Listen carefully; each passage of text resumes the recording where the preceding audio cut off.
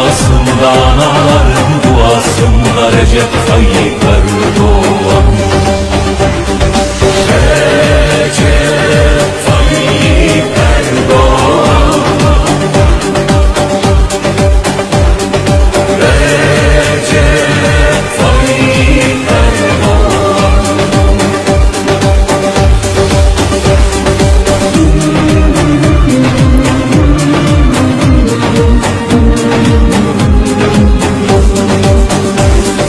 Sözü dost doğru yoktur riyası, zalimlerin korkulu rüyası.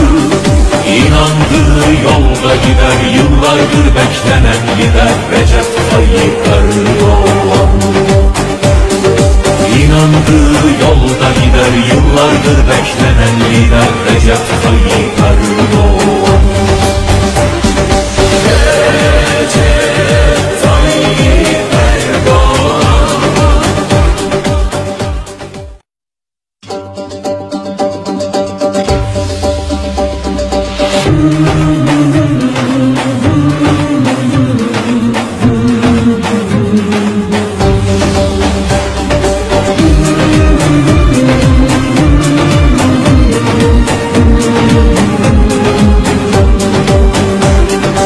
Ezilenlerin gür sesidir o, suskun dünyanın hür sesidir